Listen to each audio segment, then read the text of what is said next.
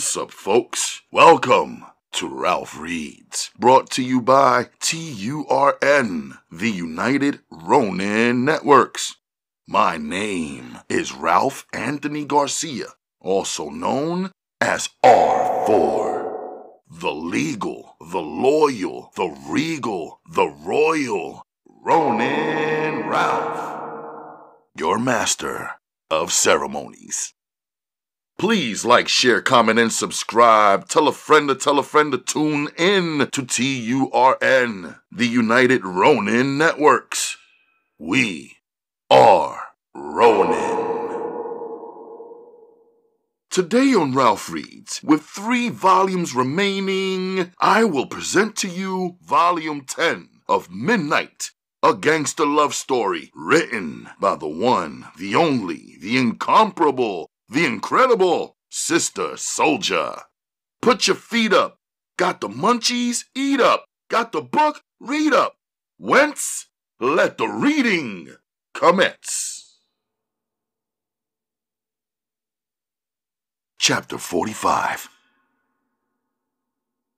Half of everything a businessman in America earns belongs to the United States government. Collect receipts. Keep proper records. If not, go straight to jail. It was eye-opening, new information for me and mind-blowing. Sunday night, I got more serious. I sat down and got my thoughts organized. Then I began to organize everything else. I pulled out the jewels for alchemy. I sat down with the pen and pad and wrote out the Ajid. I asked Uma to write out in Arabic the nikah, the words alchemy would recite, and questions she would be asked during the short and simple ceremony. I would translate the Arabic into English myself. Then I would have the English translated into Japanese for alchemy. Uma was right. Alchemy is a jewel, and I would have to work very hard to get her and keep her for myself. I wanted to go by her school and see her. I wanted to make sure she was okay, feeling well, and still wanting to be mine. I wanted to see what effect her family was having on her thinking and choices. I wanted to give her a copy of both the Ajid and the Nikah so she could make all of her decisions with a full understanding. I wanted to give her the jewels and other gifts as the mahr or dowry. After I had everything which concerned alchemy straight, we studied, Uma and I. The citizenship was, after all, a matter of business. Joining the United States of America was not emotional, not a matter of faith or patriotism. It was something I had to study for and pay for and continue paying for in taxes. It was because my life is a corporation and yours is too. Monday, the grind was on. By 10 a.m., I was at the lawyer's office with the paperwork for the possible house purchase. The lawyer's secretary wanted $500 to make a folder with our family name on it, slide my papers inside, and have the attorney look at it and give us a call. Is that the total fee? I asked her. That's the total right now, she replied.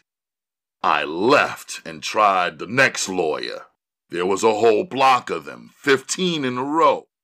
I figured maybe that was a good thing. A professional competition might drive 1 or 2 of them to lower their fees. I found one who would do the closing on the house for $250 total. She was a first-year lawyer, no experience. She was an African-American attorney who at least greeted her potential clients and not with the standard face. Monica Abraham, Esquire, says she could have the documents reviewed by tomorrow morning. She said she would check the register to verify that Mr. Saul Slursberg was the actual owner and that there were no outstanding debts and liens against his property. She even bothered to explain some of the concepts to me, which I appreciated a lot. I agreed to meet her at 10 a.m. tomorrow morning, but told her I would be in a rush because I had to go to class, referring to Sensei, without referring to him. She said, I think you're wonderful to carry such big responsibilities on your shoulders. To conduct business for your mom and family, to translate so carefully and cautiously your mother's expectations. You're rare. If you were older, I'd introduce you to my younger sister. I contacted Sensei by phone, asking if it was okay for me to stop by and speak with him for a minute. He said I could, so I headed right over. Do you know a place in New York where a Japanese person could take an English language course? I asked Sensei. But of course, he answered. Would you be willing to give me their contact information? I asked. He went into his card file, flipping slowly, his fingers pausing on top of one card. He wrote out the information onto a piece of paper and handed it to me. You could have asked me this question over the telephone. Is there something else you wanted to say or ask? If I need to get something translated, something written in English translated into Japanese in a hurry, I asked. I can do it, he said. I paused. I was not wanting to bother you. I was thinking that if you could recommend someone. Someone who doesn't know you? To drop everything they are doing and start translating something for you right then and there while you stand and wait? He stated out loud to show me how absurd I was to him right now. If this is what the person does professionally, I could pay the fee, and they could provide the translation for me as soon as possible. I corrected myself. Sensei seemed disappointed for some reason. He said to me, The address I have given you, which you are holding in your hand, will serve all of your needs for classes and translations of at least 7 different languages. The businesses, as you can see, are all located at Rockefeller Center. There, they are used to assisting immigrants and foreigners. There, you will find a professional stranger to do as you wish, anything concerning language. If this is good enough, I do have another matter to tend to. Arigato gozaimasu, Sensei-san, I said, thanking him respectfully. I left. $50 extra for a rush job? No problem, I told the Japanese woman, who agreed to translate my documents into Japanese and have them nicely typed and presentable on quality stationery. Come back in 2 hours, she said. The clock read 10 minutes past noon. I agreed. At 2 p.m., I picked up the Ajid and the Nikah translations. The woman placed them in an elegant gold-textured envelope. I pulled the documents out. The words were neatly and beautifully arranged on thick 8x11 gold sheets of textured paper. A real professional job and much more than I expected. I paid what amounted to $25 per page, plus the $50 rush fee. I made sure to collect their printed business cards and my receipt as the Reverend recommended I do at all times. At the jeweler's, I paid a small sum to have my jewelry steam blasted and cleaned. Although they tried feverishly to actually buy Uma's high-quality pieces from me, they had to be content with me simply buying their most elegant jewelry cases to put each different piece into. For only $200, I bought 2 solid gold 24-karat rings. They were completely plain. No print, no diamonds, no engravings. Fawzi has said that the bangles were the precious pieces, and there were no bangles more precious than the ones I had cleaned and glistened in the box. 2 swift deliveries on behalf of Uma Designs were completed. They were the items that the 2 clients ordered at the tail end of the big wedding and were patient enough to wait for. I gladly handed them over and accepted the generous tip from one of the clients, which made up for the non-tip from the other. I picked up Uma at 5. We went to the apartment. I showered and dressed all over again. I had never really known what it felt like to be nervous, but I was getting a little familiar with the sensation. At Pratt, I waited at her classroom door. This way, there was no way for me to overlook her when she arrived.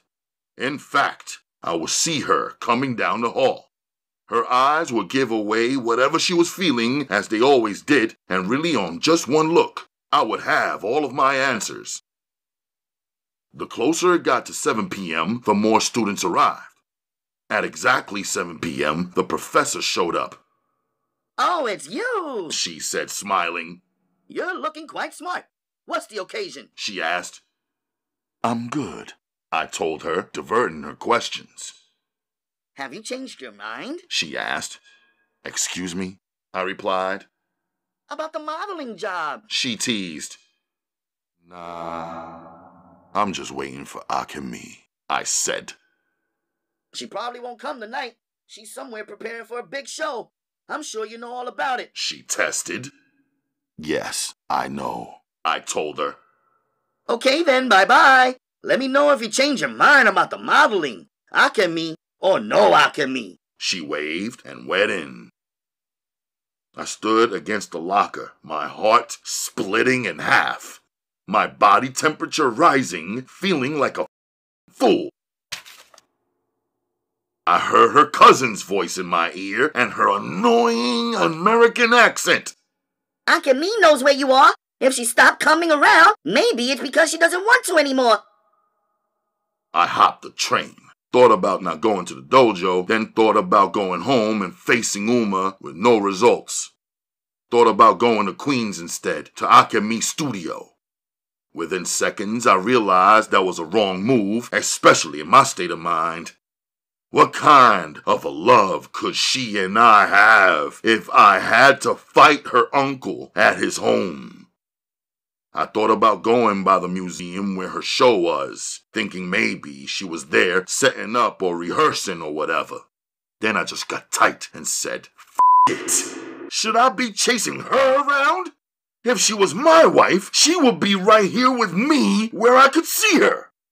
If my wife wasn't here with me, I better know where she was, and it better be a place that I approved of. If she loved me, how could she just stay away?" Before my heartbreak converted to depression and my depression into rage, I took some deep breaths. I decided I'd go to the dojo and clear my head. No women to entice or seduce me there. No women to arouse and abandon me there. Nobody with the power to break my heart there. No time or space or possibilities of tears there. I could just choose one of the students there and f him up real good to release my disappointment while calling it training. Later, every student in the dojo was already seated in rows when I arrived. I cut across the back of the room, headed for my locker. I needed to change in a flash. Suddenly, they all stood up, the 16 or so ninjutsu fighters, and began clapping. I turned and looked at Amir like, "What the f*** is going on?" I was surprised to also see Chris. I was so sure he was finished at the dojo. When I turned to get an answer from Sensei, I saw Akemi standing in his space instead. Her eye was completely healed. When I looked into her eyes, I could see my reflection. I knew that I had my answer. She wore a gold tunic dress and Manolo Blahnik sandals, a pair I had seen in that expensive store. Her Fendi Python pocketbook was so mean it could be worn without clothes. I had to pull myself back from my fantasy and focus on what was really going on in my dojo. She looked so good that she had the men on their feet. Even the master of calm, Sensei himself, looked swept away.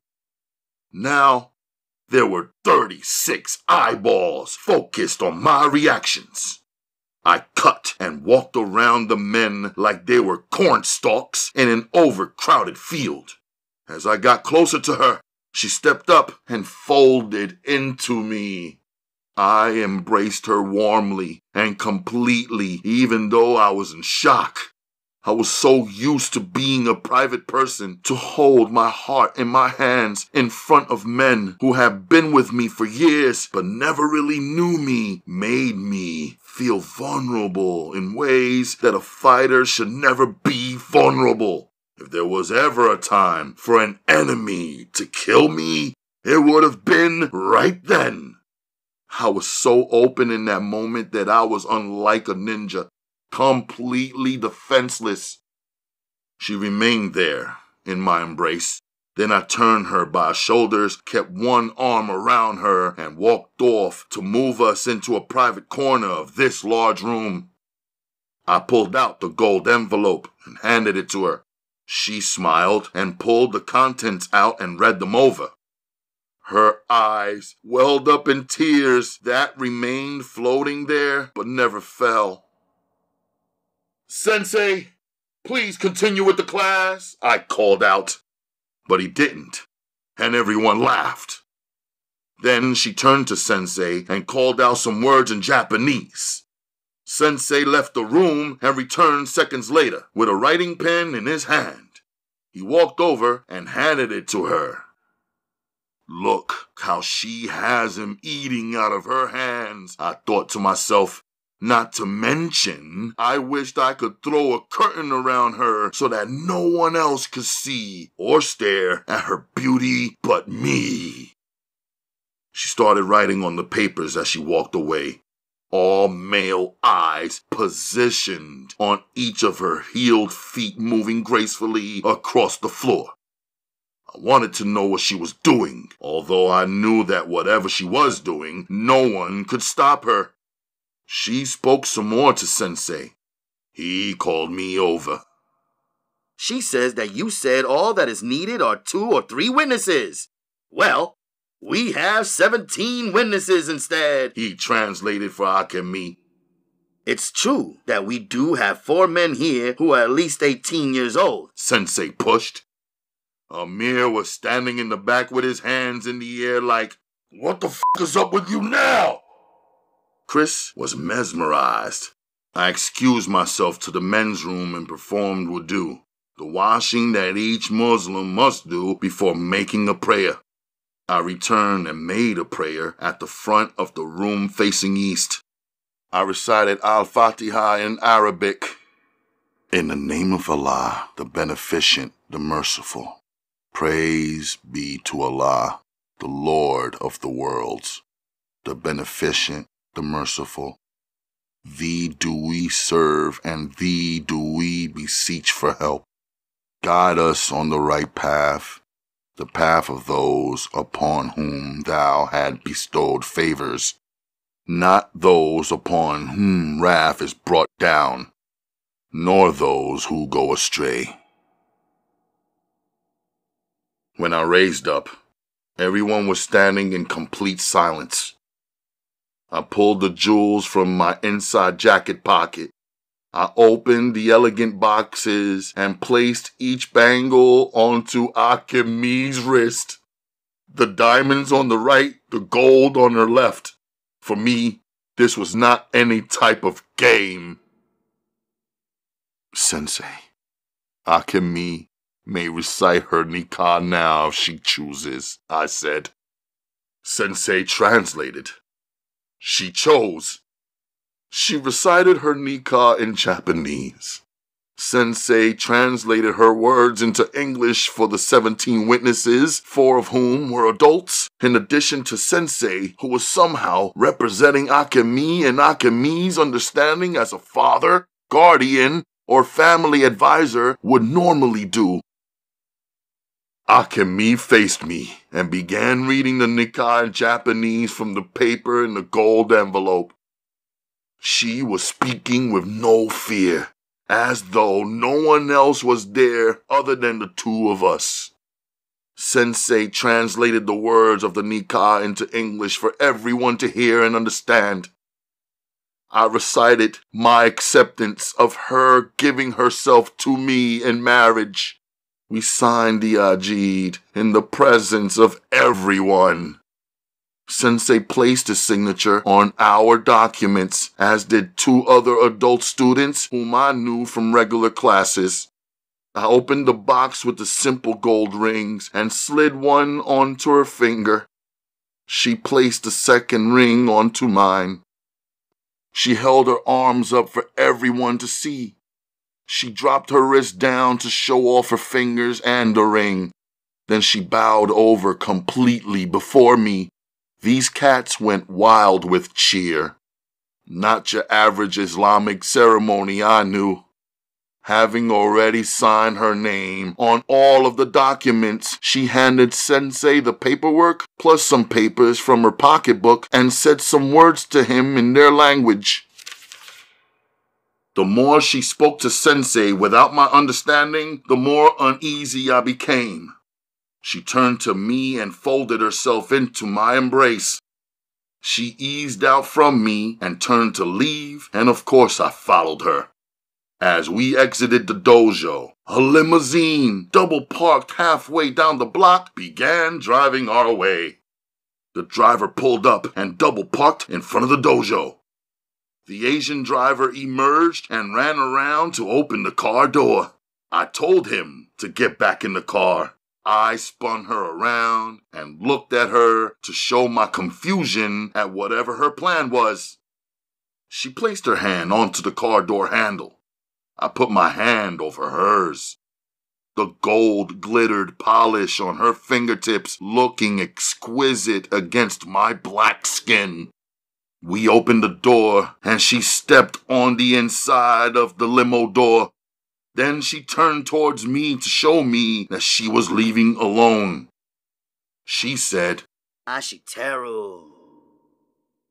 In a move that went against all of my beliefs about public intimacy, I kissed her. She leaned against the warm exterior of the limo and her body relaxed. Her mouth was moist and warm. I saw her eyes roll into her head and then close in pleasure. She gave in to the feeling. Soon she pushed my body away gently and said, Sayonara. This is a Japanese word that almost everyone knew or heard or said before. But since I first met Akemi, it is the one word that I never liked to hear her say. She got in the limo, I closed her door, and went to the other side where her driver was. I leaned in towards him knowing that I was intimidating him. He was a small man. He opened his window only enough to hear me out. Where are you supposed to take her? I asked. New Jersey, he answered. I stood there with my hands on his window, delaying him. All I could think was that I wanted Akemi to stay here with me. I felt 1,000% possessive over her, same as I did before we recited the nikah, but it was even more pressing to me now. Instead, I told myself she will be fine, and she will make the right choices which are best for both of us. I felt wrong for doubting her in the first place, when it was so completely evident that she is mine. And I am where she wants to be.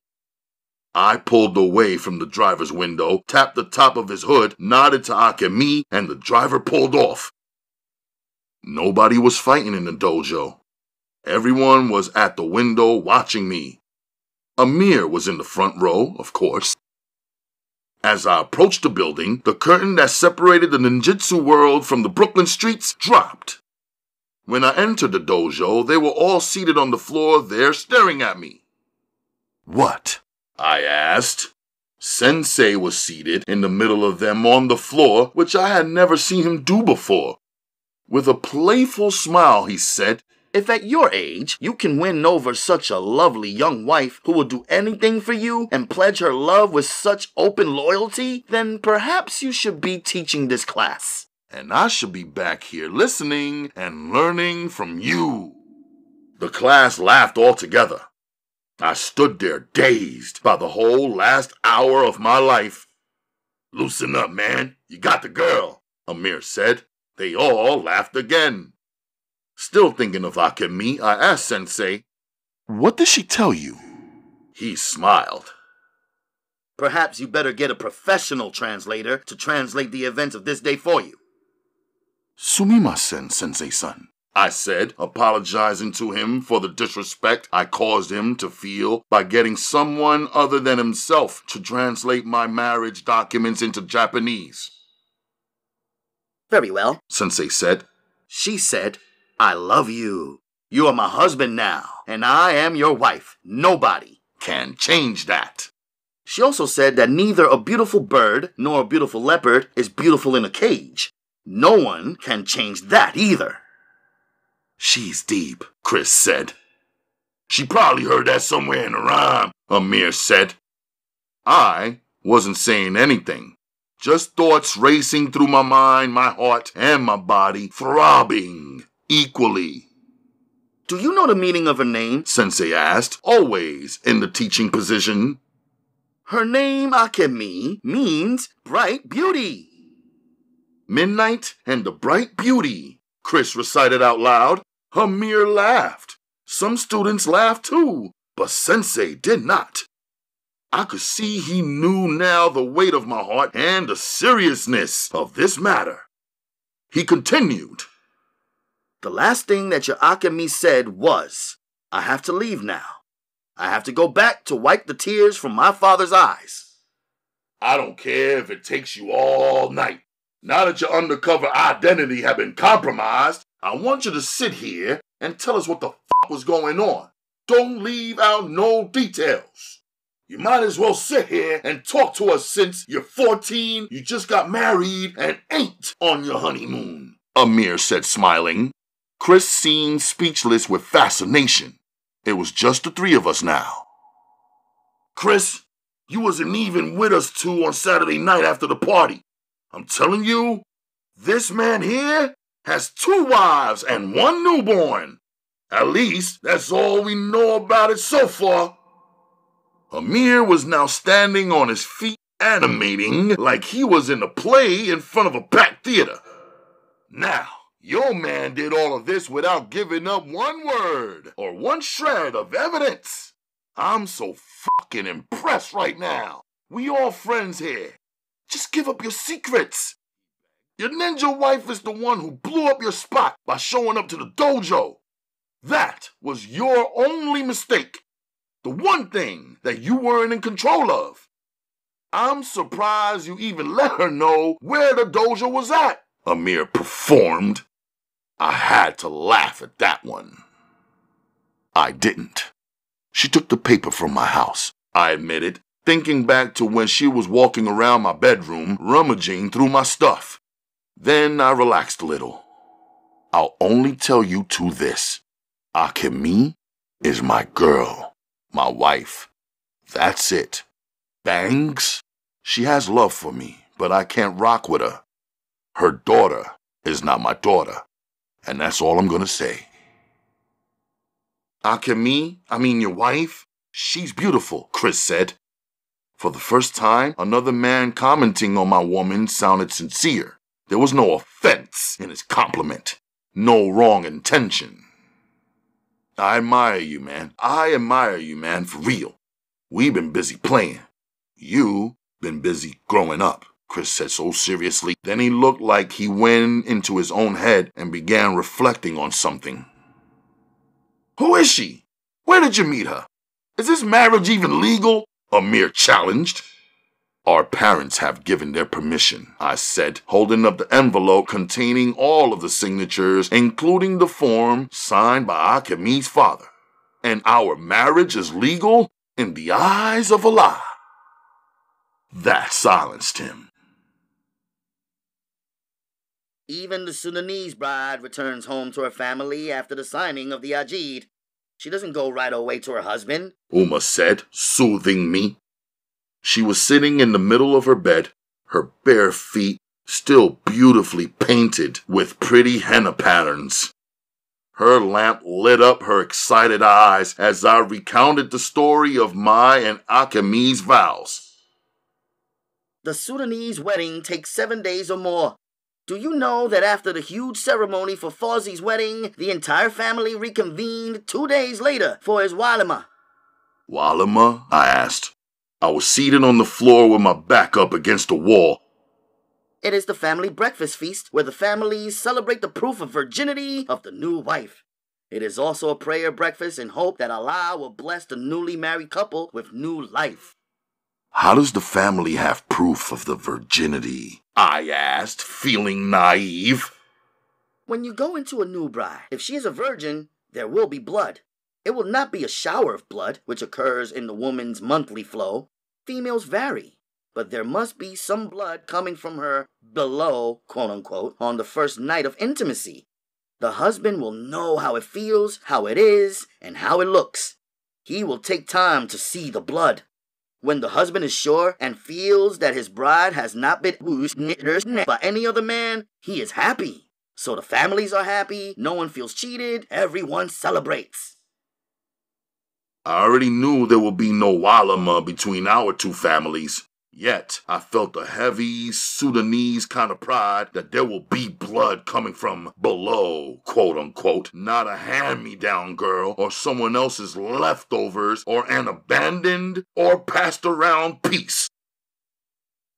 In my bedroom, I kept turning her words over in my head. I have to go back to wipe the tears from my father's eyes. Not back to Japan, my heart pleaded. The driver said New Jersey. She must be saying that her father has come here to the U.S. and is keeping up in the New Jersey home of his brother. Either way, I had to admit to myself that this was the first time since we arrived to America that I really trusted any female outside of Uma.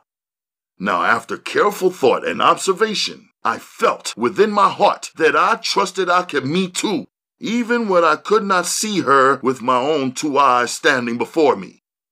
I trusted that she was good and true, and doing only the right things. Chapter 46.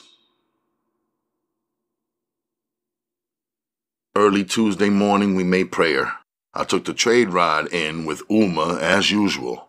I asked her if she had known that Uma Designs needed to pay taxes to the American government. She looked at me strangely and said, I go to work every day at the factory. When they pay me, they have already deducted the money for taxes from my paycheck. That's what I pay them. At 10 a.m., I was at the lawyer's office. Saul Slursberg's home is his to sell. He is debt-free as far as liens against his home are concerned. His deed is old. I can update it for you with his consent. Also, I would advise you to spend the money and have the home inspected before your mom agrees to the sale or signs anything, the lawyer said. Mr. Slursberg has already said that if anything's broke, we should just fix it, I informed her. It's an as-is deal. Well, usually, if something is not right with the house and the inspector confirms this fact after his inspection, you can negotiate to have the amount it will cost you for the house repairs deducted from the overall selling price of the house. That's not happening here. $80,000 for this guy is the magic number. We've looked at a lot of properties. The ones that Uma likes are out of our price range. This place is the only one so far that is in the right location for work and school at the right price. Mr. Slursberg is an old guy. He wants to get out of New York quick, I said. Yes, maybe too quickly. Maybe you'll sign these papers and hand over your money and he will leave so fast your head spins. Then you find out your house is wired all wrong and is a fire hazard. Or your air conditioning doesn't work and it's June. Or God forbid the plumbing is jammed and the plumber wants $5,000 to lay new pipes. Meanwhile, your toilets are backed up and the whole house stinks. Slow down, I told her. Easy. I understand. We'll get the inspections. Sorry, she said, slowing down and content that she seemed to have won her argument and made her point. I want to ask you a couple of questions about taxes, I said, leaning forward in my chair on the opposite side of her desk. You're wearing a ring today, she observed. On your married finger. After completing my business with the lawyer, I headed in the Museum of Modern Art. I wanted to see the place where Akemi would have her exhibit. I wanted to have an idea what she was involved in and thought just maybe she would be over there too. The museum was situated in what I refer to as a white zone.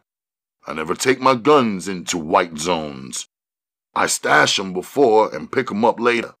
White zones are closed-in areas where it is guaranteed that there will be metal detectors, security, and constant police patrols. White zones are areas where I already know there won't be many black people, where I will be an obvious standout and automatic suspect. It is very easy to get picked up in a white zone because the authorities are all the time wondering what the f*** you are doing there and what the f*** do you want. The museum was a nice-looking, well-kept, oddly shaped facility where it was clear that millions of dollars were being spent to keep the lights on, the thick glass windows shining, the turnstiles and security desk operating, the huge bookstore in the lobby stacked with an inventory of thousands of intriguing items, and the pictures and displays mounted, framed, and lit up.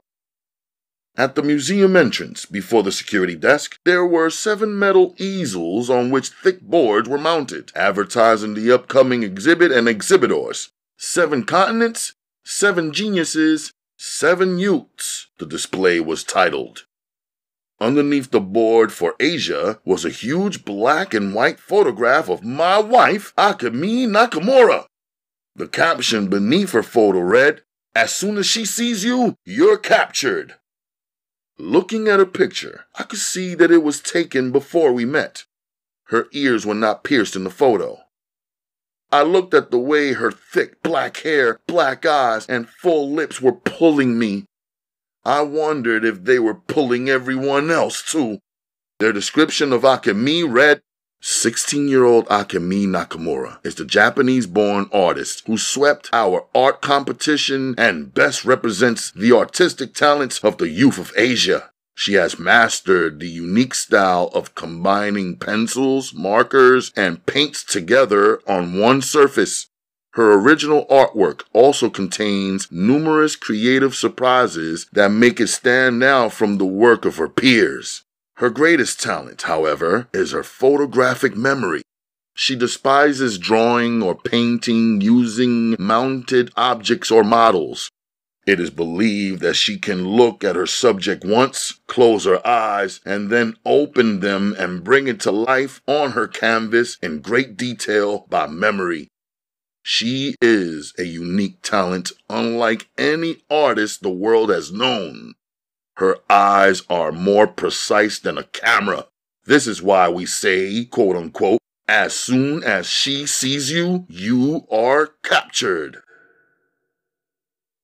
Behind me now were 3 or 4 people, also taking a look, but not a glance because they didn't leave right away. They stared instead. An attendant in matching paints and vests approached the gathering crowd that was beginning to block the museum entrance. Welcome to the Museum of Modern Art. This exhibit will be featured on Saturday, May 3rd, here at the MoMA, and will be on display for 3 months up until August 3rd. A reception will be held in our auditorium welcoming the 7 young artists who have poured their hearts out onto canvas for your viewing and enjoyment. Will you be joining us in the museum today? She asked, pointing towards the desk where the entrance fees were being collected. I stepped to the side, away from the group and towards their attractive bookstore. I was looking around and not looking all at once. I was thinking about the phrase, quote, 7 geniuses, 7 continents, unquote. I was wondering if I really ever thought of Akemi as a genius. I thought of how I have lived my life in America, preferring to be anonymous, yet had somehow attracted and married a female who was selected to represent a continent of almost 4 billion people, with India and China having more than 1 billion souls each. I tried to bring it all into perspective, telling myself that not all of the people on the continent of Asia were young, so she wasn't really representing all 4 billion of them. Not everybody on the continent of Asia was an artist, so she wasn't really competing with very many. However, my excellent math skills betrayed me. Because my mind had already calculated that 1% of 4 billion is 400 million, if even a half of 1% of 4 billion teen artists competed in the Asian teen art competition, then there still were 200 million contestants. If the contest sponsors did a lousy job and failed to look at all of the artists' work and just settled on the best out of 5,000 teen artists, Akemi still would be considered a phenom of international importance and clout. In falling in love with her honestly, I had not considered her in this way as a woman who belonged more to the world than to me. As she blew up in significance in my mind, I began to feel local and small, an African boy from thousands of miles away who was just trying to protect and help provide for his mother and sister by building and maintaining a small family business, who also worked in a small fish shop and fought in a small dojo and conquered small men like Tafari and Conflict who were even smaller. I thought of my father, who was a phenomenon himself, an international phenomenon. I thought of how he saw the whole globe as his backyard and traveled freely around the world with no fear, defeating any circumstances that tried to hold him back, and more importantly, propelling himself forward and protecting his interests, his family, and even his culture. I thought of him as the scientist and builder he was, and the great things he built as evidence and testimony to his greatness. I stood trapped in my thoughts, breaking myself down to nothing, and then building myself back up again, stronger. If I am my father's son, and he is a phenom, then I should at least be a small wonder. If she, an artist obsessed with creating and recreating beautiful finds, found me, then I must at least be beautiful. If my world is small and hers is so large, then she, who must have seen so very much and traveled so very far, was like a collector of rare jewels, wasn't she? She tossed the rocks to the ground, sold off the rubies, emeralds, and diamonds, and held on to one particular gem. The most authentic, purest, shiniest, most valuable one for only herself to keep. Didn't she? Building further, I told myself that I might operate in a small world, but I am not small-minded, and I am not a small man. I thought of my grandfather from southern Sudan, who, when I would be standing still in his village, would say, "There's no reason to go anywhere else. You are already in the best place in the world, and everything that is actually needed in life is already here." He would also say that I was, quote-unquote, born great by origin and blood. Our relationship was pure. It happened between us and never involved the artificial or official or material elements of this world. It was an energy so powerful, words would have only gotten in the way. It was a collage of smiles, glances, and looks, along with an incredible effort to read each other's thoughts and convey our feelings. It was a mutual admiration and respect of two young souls in awe of one another. Lastly, I reminded myself that I was not seeing wrong when I looked into Akemi's eyes. I was not feeling wrong when I was on the other side of her touch, her kiss, our love. Chapter 47.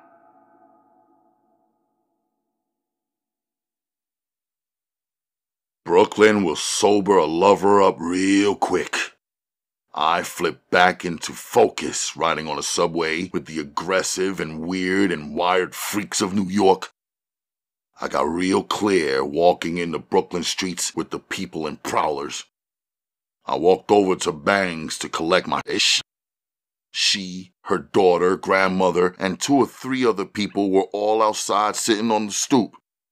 She handed her daughter to her grandmother and took off running down the street to meet me. I seen 2 male youths on the steps. I figured they must not mean too much to her because she wasn't hiding the fact that she was sprinting over to see me and wrapped her arms around my neck as soon as she got up close. Hey! She screamed. What's happening? I asked. Sorry you can't come into the house today, She said. Oh yeah?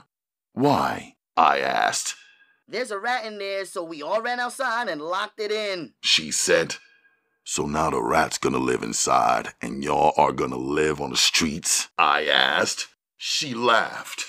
Ha ha, no! She said, all excited. I ran down to the exterminator shop. He wants $100 to get it out. I got 50, my grandmother got 35, but we still $15 short. And we were gonna use the money to get our power back on. What about them 2 dudes sitting on your steps? I asked. They're just friends, neighbors. She said matter-of-factly. Why didn't you tell them to get the rat out? I asked her. They're scared of rats. Everybody's scared of rats. You should have seen my grandmother. She was up on top of the counter with the baby when I got home from school. No problem, I told her. When we got near her stoop, 2 cats stood up. One of them gave me the screw face like he was some kind of tough guy. I figured he probably had a thing for Banks. I looked dead at him. Inside, I was laughing at these black American dudes who act all big but got nothing and do nothing. He might as well be wearing some hot pants and a tube top sitting around afraid and useless with the women, I thought, taking one look at him. If he couldn't even face down a rat, how could he challenge me? I spent my African summers with my grandfather living in the same realm with the lions.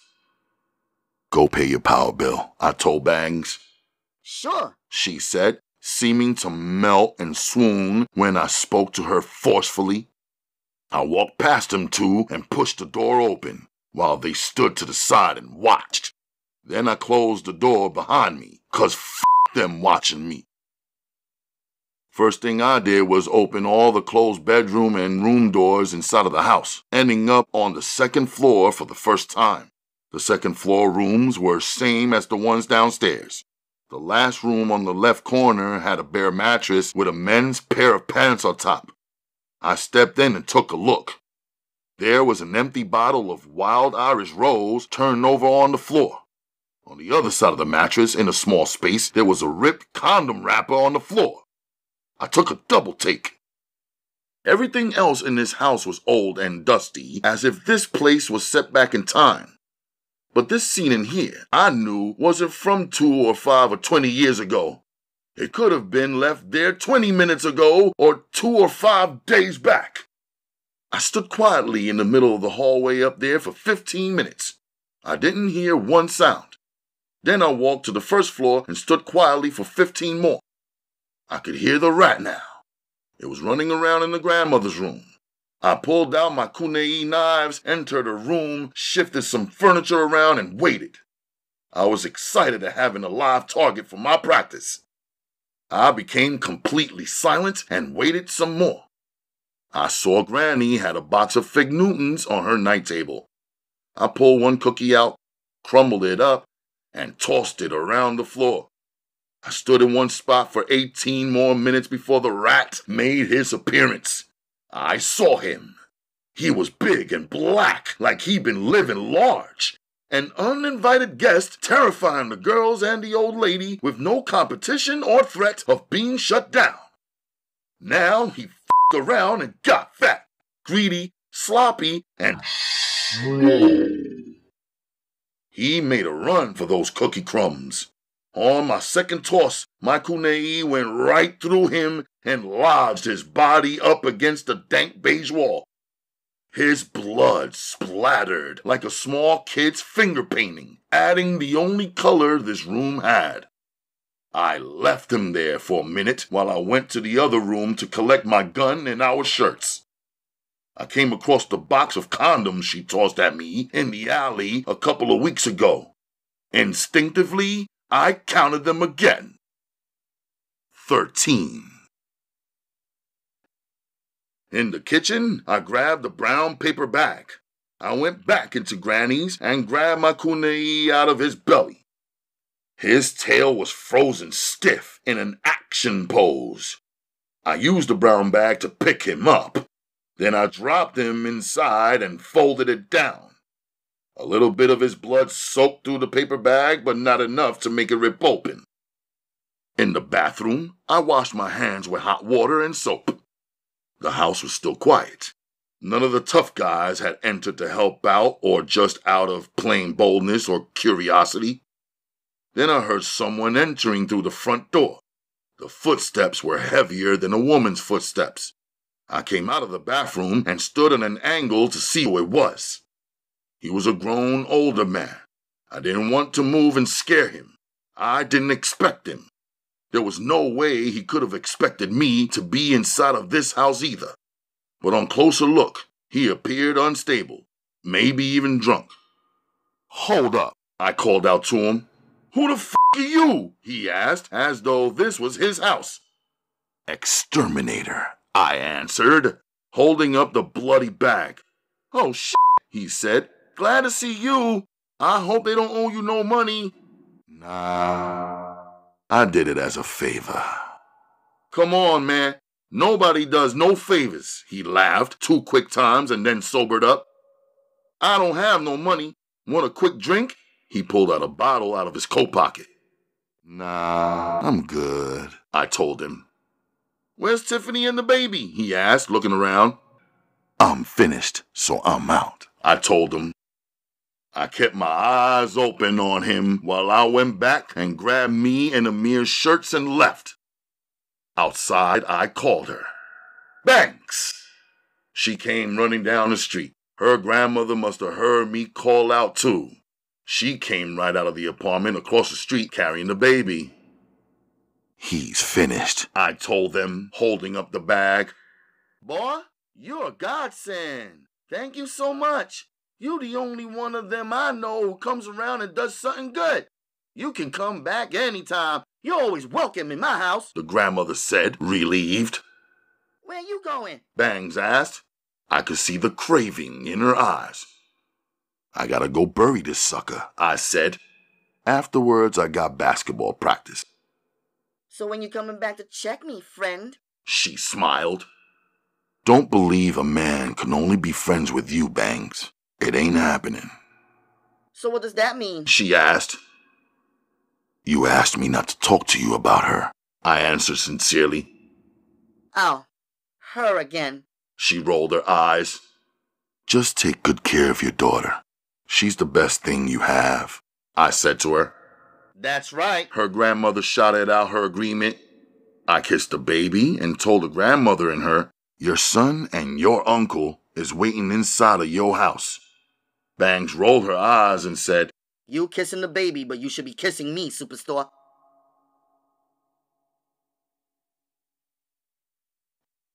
Chapter 48. When I reached back to my area of Brooklyn later that night, the first thing I did was press the voicemail message button. The first voice there was Akemi. She was soft-spoken, expressing musical and very relaxed Japanese so casually as if I could understand one word.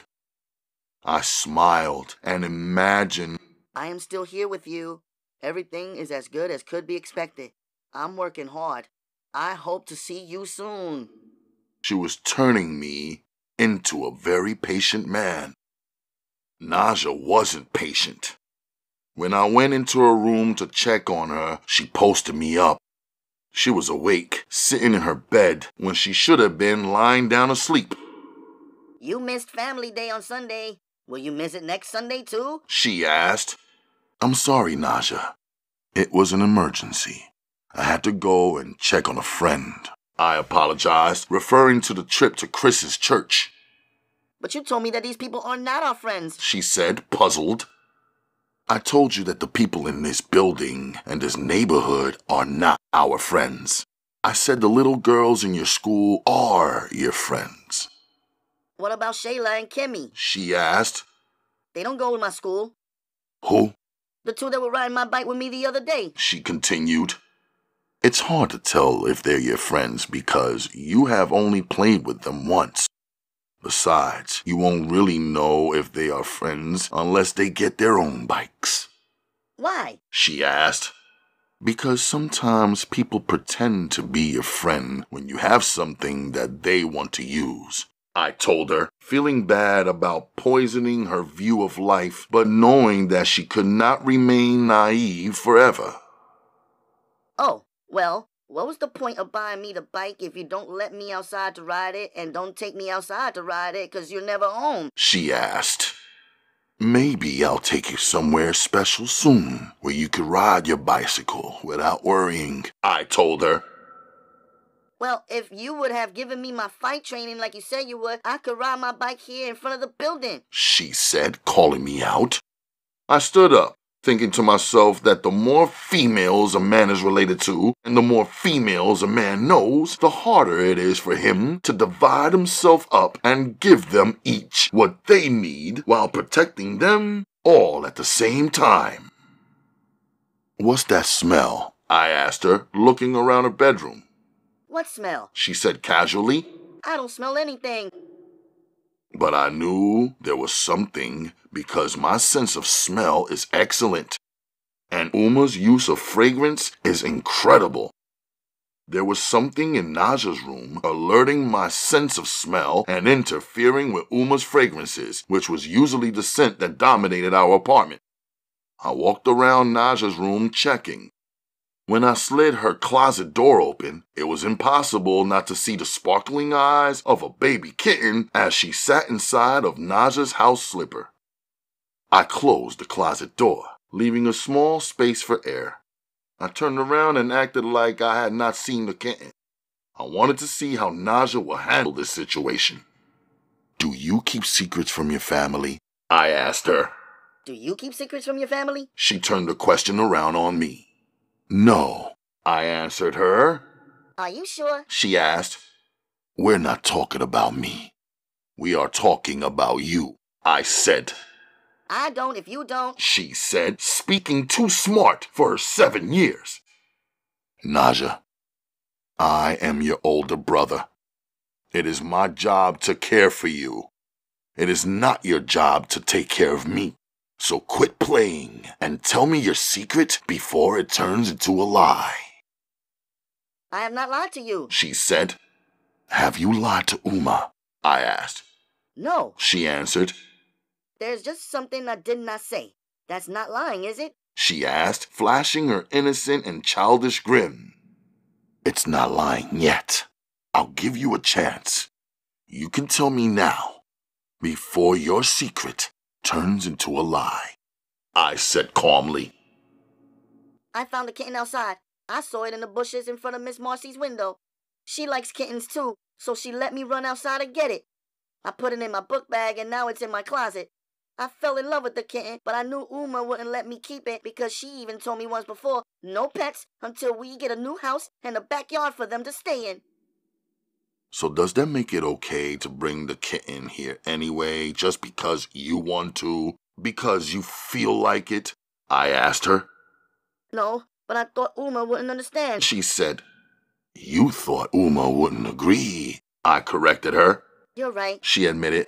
But she's so cute, isn't she? Her name is Wish. You should just talk truthfully to Uma. When you hide something, it is the same as saying that you understand that it is wrong. It is the same as lying. The truth is better than a lie, I added, almost automatically, repeating the words I heard Uma say to me for so many years. I also told her, you should have not given the cat a name until you are sure you can keep it. To give something a name and to say the name over and over again is to grow closer to it. That's what our father taught me. I didn't confide to Naja that I learned this lesson when our father was teaching me how to slaughter a sheep. That was the year I stopped naming animals that we intended to eat. Maybe she felt something from me because as those memories occurred, she begged, "Tell me a new story about our father. Your stories are so good." She smiled and sank down into her bed. I sat on the floor beside her and spoke quietly. Uma's sewing machine was humming. Still, I wanted to be sure not to raise my voice enough for her to hear me telling aloud the stories that would stir emotion inside of her. The stories that she already knew so well.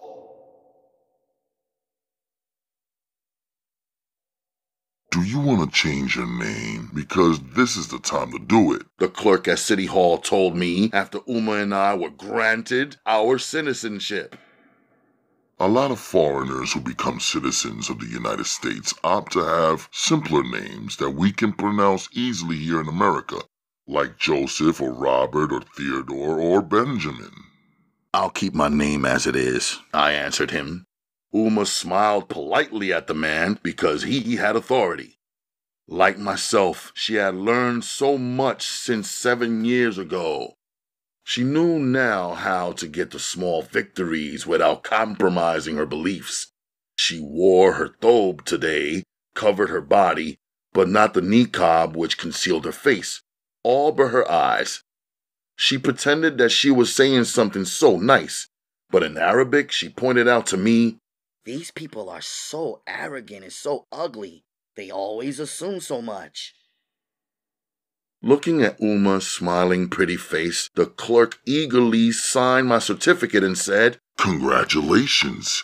You are now a citizen of the United States of America, the greatest country in the world. I took Uma over to Rockefeller Center. She stood staring at all of the flags they had raised in the open space behind their building and beside their outdoor skating rink. I want to show you where the language courses are, Uma. You can sign up for an Arabic to English class. There will be many students there who are just learning at your same pace from all over North Africa and the Middle East.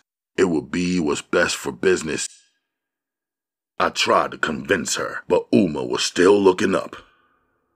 Uma, what are you doing? I asked her. I looked at every flag 3 times already. There are so many flags. Yet I still don't see the flag of the Sudan, the largest country in Africa, the land of the blacks, she said incredulously. Inside the Rockefeller Center building, I helped Uma to complete her English language course application. We paid the fee and were given the registration and identification cards. Since I could not escort Uma to class on Monday and Wednesday nights because of basketball and martial arts, I signed her up for the weekly early Saturday morning 3-hour workshop. This way she could ride in with me when I went to work for Cho. I'm going to bring Akemi here also, I told Uma, for the Japanese to English course. It will be good for her business as well. Souljah, Uma replied. I dropped Uma at work for the night shift. Since she took the day off to get our citizenship papers, she would have to work from 4 p.m. until midnight. Then I headed back over to pick Naja up. She would have to hang out with me once more. I knew already she would like that, especially since she would be sad about having to get rid of her kitten. Uma had been clear this morning that the timing for a pet was all wrong for our family. Pets shed and urinate and tear things apart. I have expensive cloths and pins and needles lying around. I can't afford to have the kitten cause us any setbacks. If we are blessed to get our new home, then no problem. There will be a place for everything and everything in its place. On the train ride to ball practice, the kitten's head popped out of Naja's book bag. She would rub her nose against the kitten's nose and cover its face with her kisses. We have to set her free before we pick Uma up from work tonight, I explained to my little sister. You seem to be getting closer to this kitten. It's gonna make it real hard on you when you separate, I cautioned her. I have 7 hours left. She smiled and placed her face beside the kitten's. Saturday night's game is a real one, not a scrimmage. So let's pick up the pace. No home court advantage this time around. We have to roll on Brownsville hard and strong. Be prepared to move in, handle our business, and move out. And no partying or celebrating over there when we take it from those boys. You all know what happened last week. The league can't afford for a player to get shot after every game, Vegas said, referring to some kid who the cops clapped the night after our first win, which I thought really couldn't be blamed on the league. Yo, coach, I hope when we win, we ain't gotta go out with you again. My girl is complaining that you taking up all my time, Raz said. The team laughed in agreement. Come on, who else is gonna take you to see the best movie ever made in the history of film besides me? I bought you ungrateful crybabies popcorn and soda, Vega defended. I'm not gonna lie, that was a f***ed up theater you took us to, but I hear you because you got the discount. And Tony Montana, he's the motherfucking man, the player named Machete said. But he didn't win in the end. That don't matter, Panama said.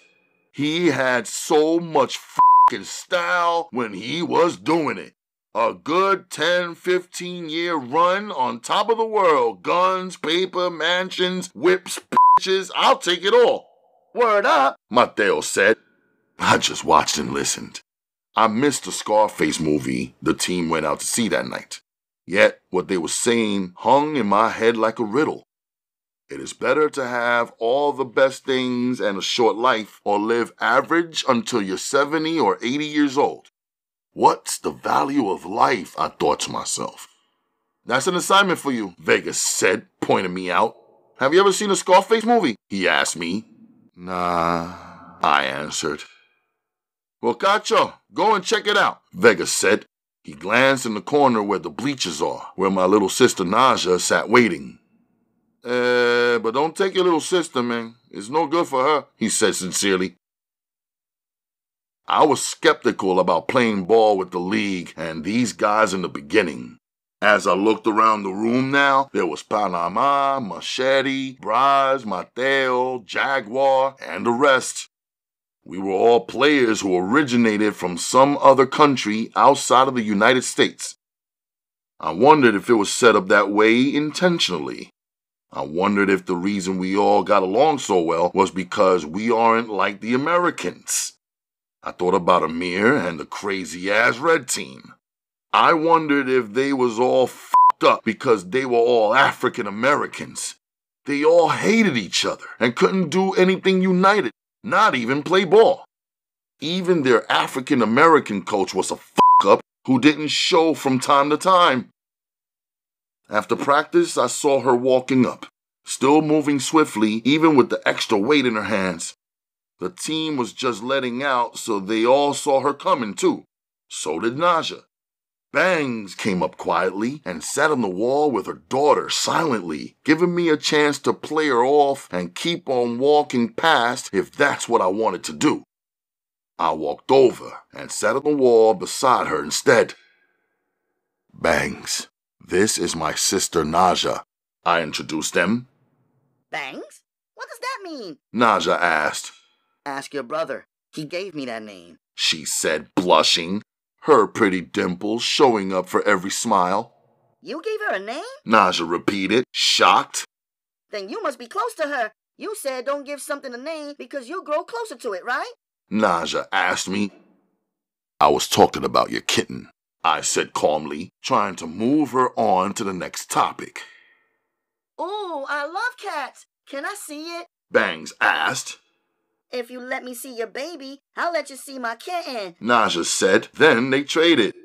Put your arm up like this, so the baby's head won't fall back, I demonstrated for Naja. Is that what you do when you hold a baby? Naja asked me. That's what I did when I held you, I answered. Did you give this baby her name too? Naja pushed. No, I didn't, I said, trying to remain cool. Meanwhile, Bangs was caught up with the kitten. Who did? Naja asked. I named her. Bangs answered, finally realizing she was dealing with a clever-speaking little girl who was very protective over her big brother. So how long have you known my brother? Naja asked her.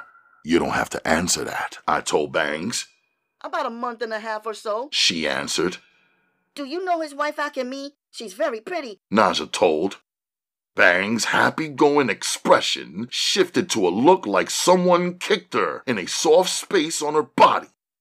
After she saw that Naja might be getting the exact reaction she wanted, she straightened her face up and responded. I haven't met her, but I'm pretty too, don't you think so? Bangs asked. Not as pretty as Akemi. Besides, you already have a baby. Naja added. Where's your husband? Naja handed over the baby and took back her kitten. That's enough, I told Naja. Her little body stiffened. Then she settled down some, although her eyes were still rolling around with suspicion. Superstar, can I talk to you for 1 minute? Bangs asked. Superstar? Naja complained. Bangs and me stepped away a few feet. Tell the truth. Don't you see that me and you go nice together? She asked. We probably could if I wasn't who I am, I said. What? She asked. See, Bangs, you don't even know me. First off, I'm Muslim. I can't mess with no females who I'm not married to. Her eyes widened to twice their size, it seemed. I knew some Muslim guys, and they weren't like that, she said. They weren't serious, I said. So what are you saying then? She asked stupidly. I'm not supposed to even be chilling with you like how we were. I mean, you asked me to tell the truth, right? Look at you. Your body is crazy. How long do you think we could sit around each other and not end up wrapped up into something heavy? And once why would I ever stop? And how could that be fair to you when I know better? I don't see nothing wrong in it, she said. That's one of the problems, too. You don't see nothing wrong with it. And whose pants were thrown across the mattress upstairs in your house? I asked. She was caught off guard. She paused. They must have been my uncle's, she said. You told me there were only females living in the whole house. You, Granny, and the baby, I reminded her. He don't live there. He just shows up sometimes. What about the condom? I asked her. What condom? She was playing dumb. The ones that were missing from your box and lying next to the pants and the bottle of Wild Irish Rose, I pushed. She gasped like she was caught in something.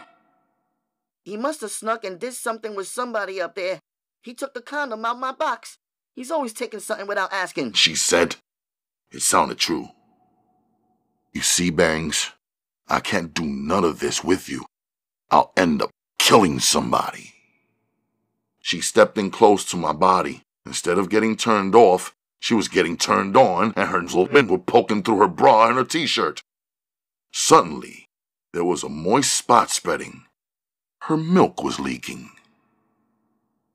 I gotta go, I said. Please walk me home, she asked.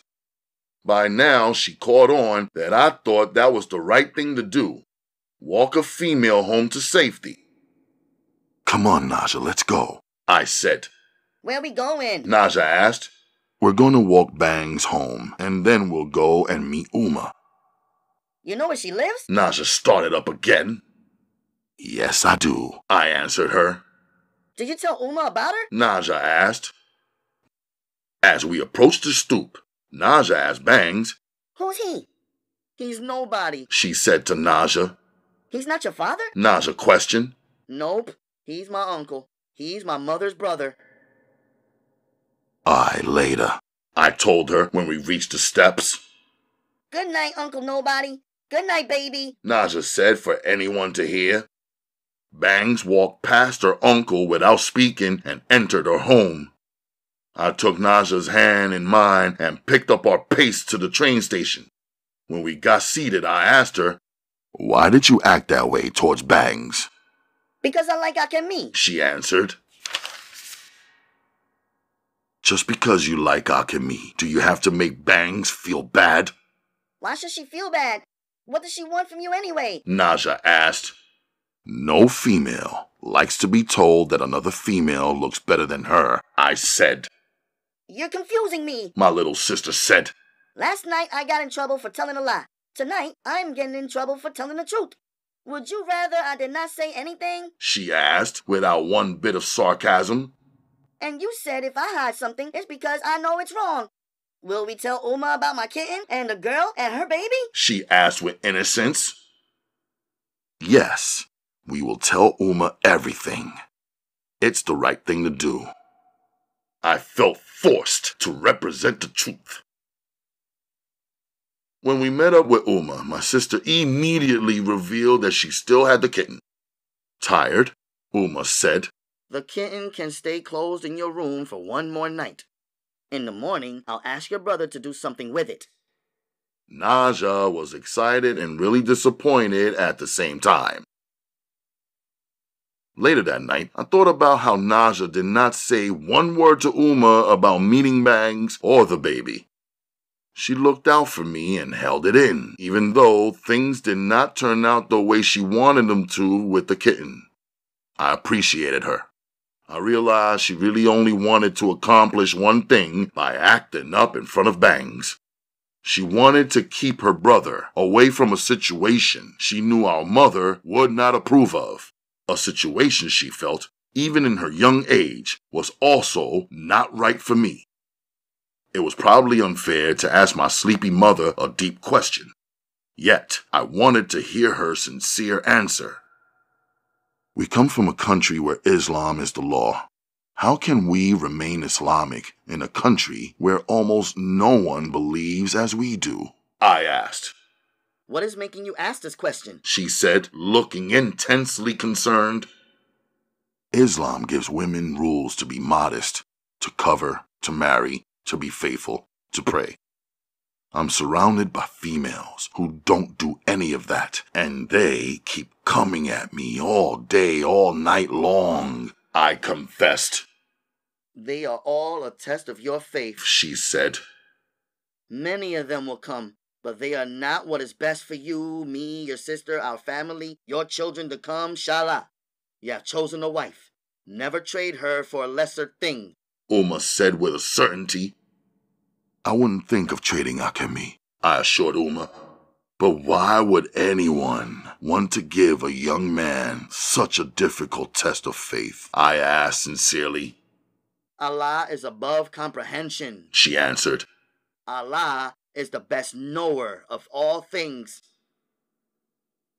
In my room, I sorted out my thoughts and feelings. I decided I owed it to Bangs to do something special for her. She really looked out for me on the night that the cops were headhunting. For 2 days, she held on to my gun, and as far as I can see, she didn't with it.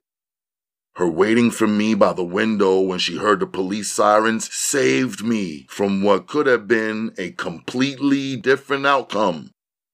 I couldn't front on any of those facts.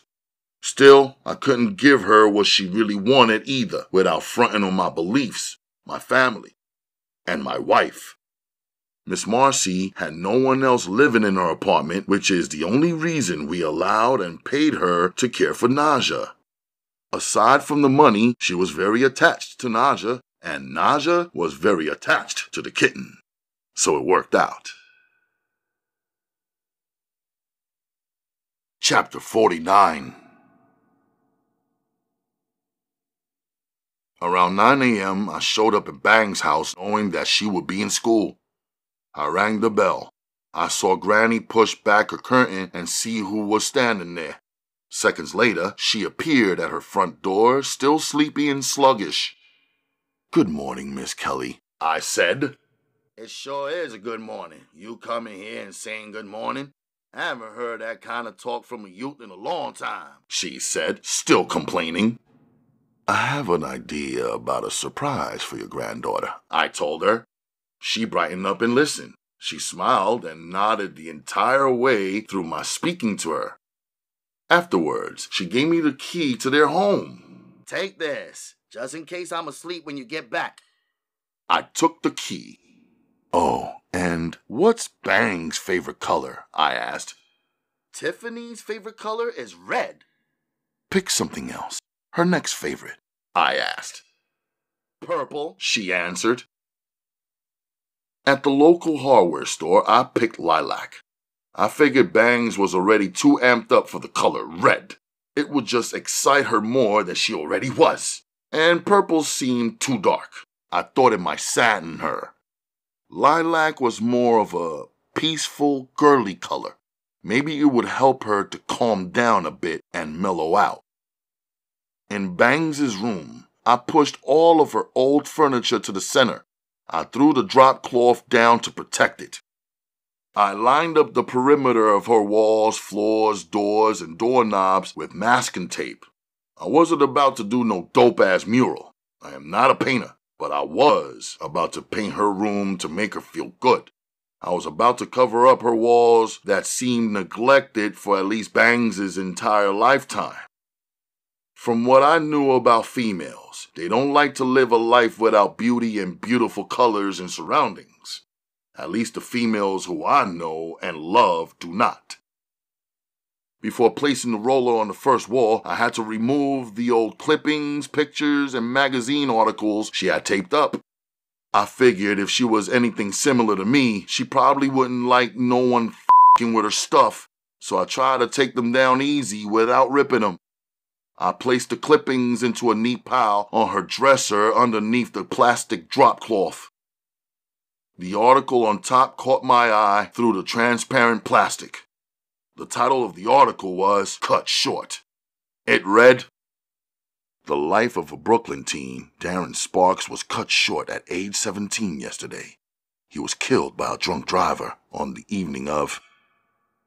Right away, I knew this was the baby's father, who Bangs had confided in me was killed by a drunk driver.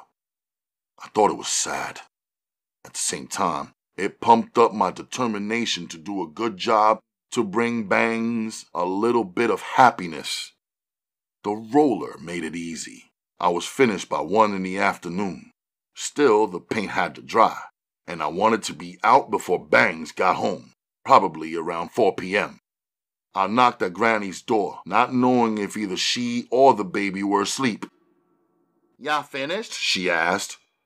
"I finished painting, but it has to dry before I can remove the tape and put the furniture back. I don't know how long that will take." Well, take your time. You have the key. The van is going to come around soon and pick us up, me and the baby, she said matter-of-factly. "Where are you two going?" I asked. She smiled. "Well, I'm going to take advantage of some of my old lady perks," she said. "The nice people over at the senior center have a van that picks us up and take us on local errands, shopping and whatnot. Afterwards, they're going to drop me off over at the clinic. Tiffany is going to meet me over there at 4 p.m. The baby's got to have her 3-month checkup. I'll be there already waiting online. You know they give you an appointment, but they still take 100 hours before they call you in to see the doctor. They figure if you're poor enough to be in the clinic, you shouldn't have nowhere else to go or nothing to do, so they let us sit there and wait." "Are you expecting anybody to come by your house while you're away?" I asked her, thinking about the situation with Bangs' uncle. "No, if someone comes along looking for me, just let them ring and knock. They'll figure out that I'm not there. If they know me, they'll know I'm coming back." "What about the uncle?" I asked. "My son? That fool? He got a key when he hasn't lost it somewhere. When he don't have the key, he just try to knock the door down until we let him in." "Does he live here?" I asked, double-checking Bangs' story. "Nope, but he don't live nowhere, really. His wife has a house, but that's her house. Every time they fight, she throws him out. He keeps drinking. They keep fighting. He keeps showing up here. I try to keep him out because Tiffany doesn't like him." "Why don't you just change the locks, and this time don't give him a key?" I asked her. She looked puzzled for some reason. "Do you give everybody a key?" I asked her. "No, of course not," she replied, but she had given me the key and barely knew me. I wanted her to think about that for Bangs' protection and the sake of the baby. "Did you give a key to Darren?" I asked. "Who?" "Darren," I said. "Darren Sparks." "Goodness gracious, who is that?" she asked. "I'm sorry for bringing him up. I know he passed away, but I'm just saying, Granny, you can't give everybody the key to your house." "I thought you were a nice young man. Now you're trying to make me feel senile. Who is Darren Sparks?" she said, her hands now on her hips. The baby's father?" I jarred her memory. Her face darkened, like when someone walks by and steals the light away for a second. Her expression changed and then went blank. The baby's father is not dead. Now, I don't believe in that. Saying somebody's dead when they ain't, it's like voodoo. You call him out dead, then it happens. I got a lot of disagreements with my son, but I don't want him dead either, she said. And we don't talk about that in there. The baby was born and that's it. We take it from there. The baby is here. The baby didn't do one thing wrong to nobody, she said, seeming to have no idea that she had exposed the filthy truth. Tiffany is your granddaughter, right, Granny? I asked her to be sure. Of course. She is my daughter's daughter, God rest her soul. Now she's dead. If I could have it my way. Then she stopped herself on hearing the baby's soft cry. I left out when they left, watched them get into the van, and walked back over to the hardware store while the paint continued to dry. What kind of family is this, I asked myself. The uncle, the one man who was supposed to be protecting the family, was f***ing the family instead. The grandmother, old and confused, was welcoming the son even though she clearly knew that he was f***ing her granddaughter. Did she think not discussing it made it okay? I should have known when I seen her uncle the first time. He was the real rat, not the one I knifed and pinned up against the wall. No. He had to be about 38 or 40 years old. Bangs is 14. He had to be f***ing her at least since she was 13. Probably even younger than that. I felt the fire in my heart. When I returned, the paint was dry. No one was home, and I was glad about it. I placed everything back into its place and removed the masking tape. While I was taking care of all that, I had the locksmith changing their front door lock. In her room, I installed a deadbolt lock. This way, when she's in her room, no one could get in unless she wanted them to, unless she turned the metal knob and allowed and invited them in. I even had the locksmith repair the window lock as well. In the kitchen, I emptied and rinsed out a jar. It worked perfectly as a vase for the flowers I brought for her room. I arranged them, filled it with water, and left them on her dresser. I threw out her dirty old window curtain. For now, the blinds would have to do. I thought of how easily Uma could zip through making a proper curtain for Bangs. Then I pulled the thought back. The reality was that this was the last stop for me with her. These gifts made me feel okay about my goodbye. She ran around to the gym to see me like I knew she would. Basketball practice had just begun. I had just arrived. Hey, we're locked out. It's crazy. Granny's key won't work. It won't open our front door, she said with her usual excitement. I could see she was beginning to depend on me as her problem solver. I gave her Granny's key ring with the new keys to the new locks I had installed attached. Here, your grandmother gave me her keys to hold, I said. Why? When? She asked. Her questions let me know that Granny didn't spoil the paint surprise. I gotta go, Banks. I can't keep the team waiting. She left reluctantly as always, but I knew her grandmother and baby were waiting for her as always too. I also knew she would come back and try to catch me after practice was over, so I left early and headed for the dojo.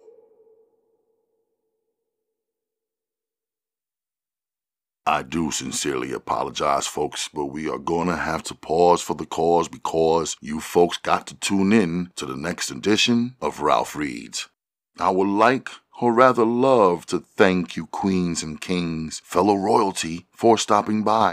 You may connect with me via Facebook. Send a friend request while you still can to Ralph Anthony Garcia. On Twitter and Instagram at RGMC2407. Send an email to rgmc2407@gmail.com, where if you would like to leave a small donation, please use the Zelle app or paypal.me/RGMC2407 or Cash App My hashtag is RGMC2407. You may also connect with me on my other channel, the music channel, at RGMC2407. And right here on TURN. Tell a friend to tune in to the United Ronin Networks. We are Ronin. Fellow royalty, pick up a good book, read a good story, and set your good self free. I appreciate you, and I love you like cooked food. I will see you folks on the continuation of this Sister Souljah miniseries on the next edition of Ralph Reads. Folks, tell somebody you love them today. It might just make their day.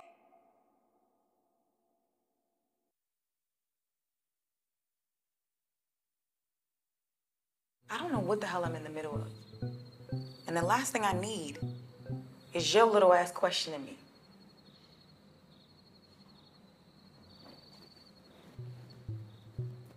I'm not little, I'm short. It's a difference.